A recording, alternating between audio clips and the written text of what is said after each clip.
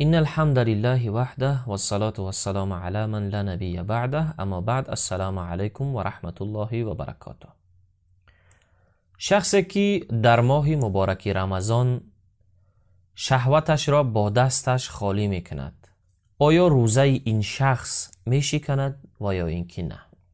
برادران عزیز و هر کسی که این نوار را تماشا میکنی، میخواهم پیش از اینکه این سوال را جواب بگردانم یک چیز را قید کنم که عمل استمناء، یعنی همین عملی که شهوت را با دست خود خالی میکند، یکی از گناهان کبیره می باشد.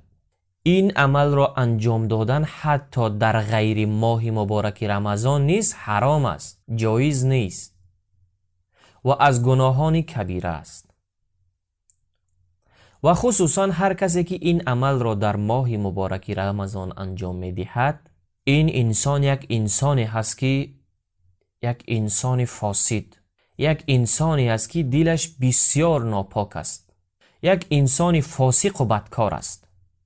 و نباید فراموش کرد که هر کسی که یک گناه را در ماه مبارک رمضان قصدن انجام می دهد، یعنی منظور از قصدن میداند که این عمل حرام است و با وجود این به این عمل دست میزند، فراموش نکند که در ماه مبارک رمضان گناه کردن، یعنی یک شخص یک گناه را در ماه مبارک رمضان میکند، این گناه دو چند نویسانده می شود، یعنی دو برابر نویسانده می شود و عذابش سخت‌تر است و شدیدتر است.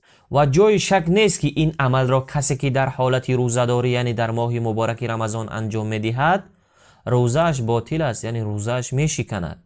به یگان شک و شبهه روزه این شخص باطل است. و ببینید که از نگاه طب این عمل چقدر خطرناک است. ما در موضوعهای پیشین در بابت این عمل یک صحبت داشتیم که در ویدیوهای پیشینه ما این صحبت هست، یعنی در اونجا گناهان و ضررهای این عمل را ما بیان کرده ایم. و برای برادرانم یک نصیحتی کردنی هستم که خصوصا برادرانی که به این عمل دست میزنند، برادران عزیز، در این ماه مبارک رمضان یک فرصت خیلی خوب برای همگی امت اسلام است. بیایید از الله تعالی بخواهیم که جوانهای ما را از این عمل پلید نجات بدهد.